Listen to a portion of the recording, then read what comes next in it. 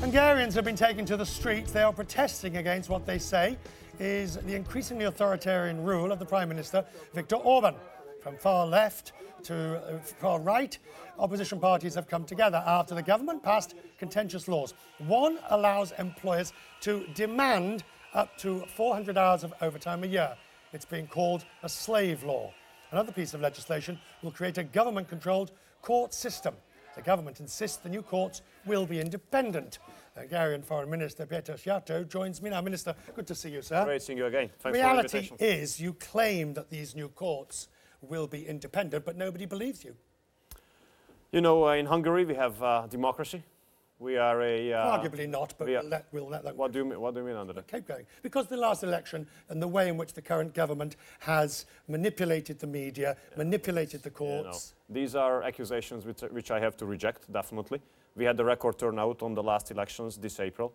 Almost 70% of the Hungarian citizens have showed up, and we have received 49.6% of all of the votes, 350,000 votes more than all other parties together in parliament after spending 8 years in office. So the Hungarian citizens were pretty much aware what we have done in the last 8 years, and they were pretty much aware about our plans, and they have made their decisions. So I mean, judging Hungarians is not fair, you know. Your election results are starting to look remarkably similar to those that we would have seen in the Soviet Union in previous years. Excuse me, why do you judge and why do you attack Hungarian people for their democratic decision, which party they would like to see in government and what direction they want to see for their country in the future? Why is that so that if the Hungarians decide in favor of Fidesz, a center-right party to govern, you put such kind of accusations on the Hungarians and compare them to a Soviet Union against which we have fought for 40 years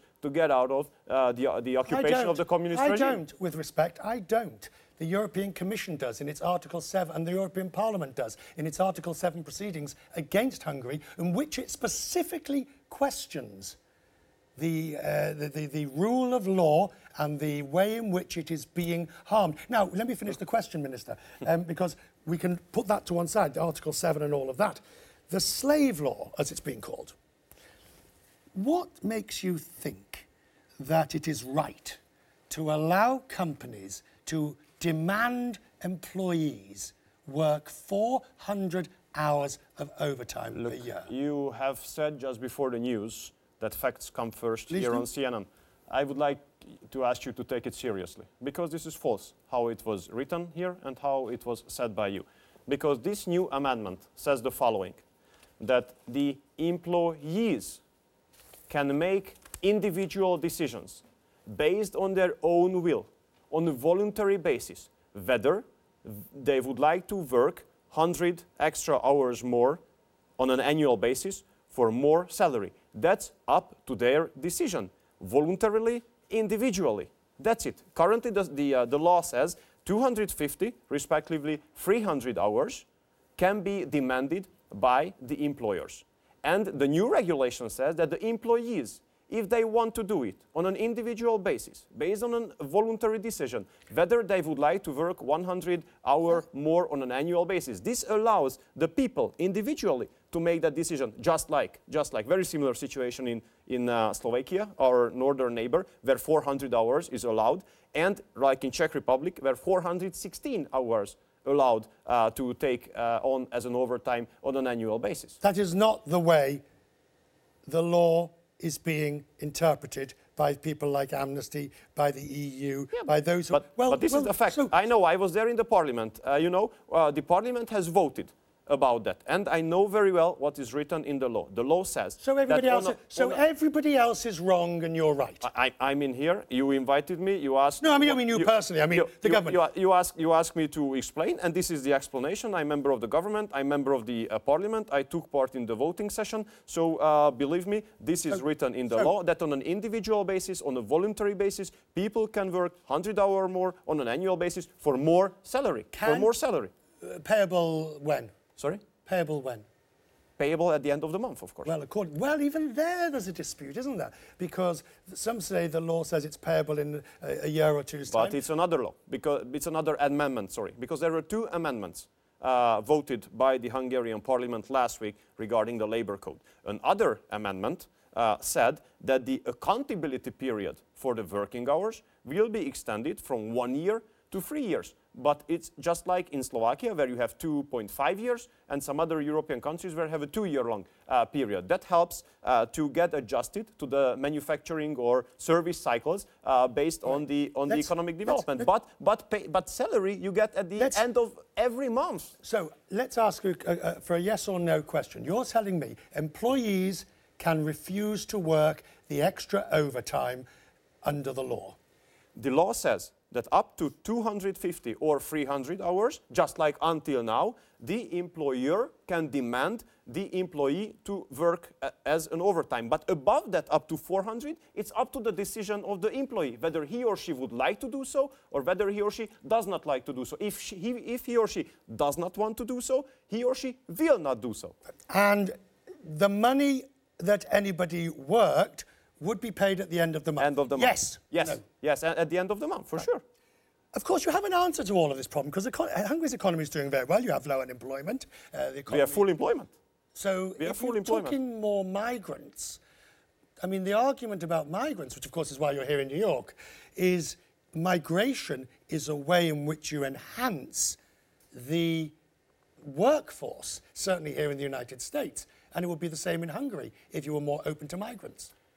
Well, you know, what we think is that all countries have their own right to address the challenges regarding labor market or regarding demography. And our position is that we address this challenge through the family policy and through modernizing the education. This is our way. We have opened up the possibility, on a German pattern, by the way, for a dual type of vocational training from the high schools already to universities onwards. I think this is going to bring a satisfactory solution It's here. a shame that one of those universities won't be George Soros's. What do you mean? Well, I don't know too many countries that have... You do know what I mean, but... But maybe the viewers do not do that. Well, the viewer... Quite right, sir, quite right. In which case, the way in which Hungary has created a situation in which the university started by George Soros can no longer operate in Hungary. But this is a lie, you know? This is fake news. Because the university can and will stay in Budapest. They will continue their education programs in Budapest. They have all the necessary accreditation in Hungary to continue their courses and issue Hungarian diploma at the very end. Sir, what they cannot do is the following. They cannot issue 2 diplomas for the same course, because what they want to do is to issue American diploma as well, while not having school back in the US. But the US in educational institutions have no problem with them issuing those diplomas. We have a law in Hungary, because we are speaking about Hungary, law on higher education, which says that you are only allowed to issue a diploma of another country if you have a school in that given country. Notre Dame University, for example, operates in Hungary and in the US. McDaniel College operates in Hungary and US. CEU doesn't have a school in the US, so they operate in Budapest and they issue Hungarian diplomas. No problem with that, and they will continue doing so. Final question, sir, because you've been courteous to join us this evening. Whichever way we look, it doesn't really seem to matter. Hungary seems to be criticised by all. If we look at well, let me finish, with the exception of maybe Poland. I didn't say anything. No, but you were about to. The EU thinks you are against a danger to the rule of law. The protesters on the street are protesting against the rule that you says doesn't force anybody to work extra hours. The university has left, even though you say there's no reason for the... When I hear all these things, I'm always left with the question, how can everybody else be wrong and the Hungarian government always be right? You know, number one, the Hungarian people has awarded us with a record support after 8 years in position this April. This is number one. Number two, we are definitely going against the liberal mainstream, for sure. I don't want to deny that.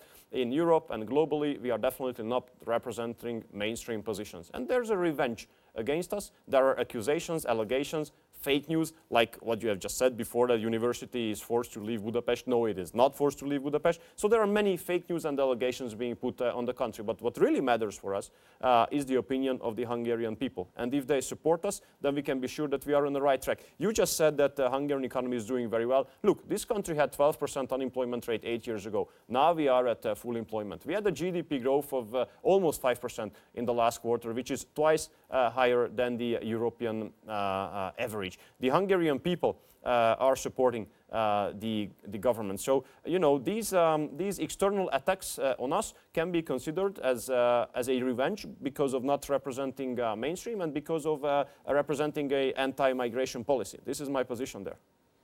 Sir, good to see you.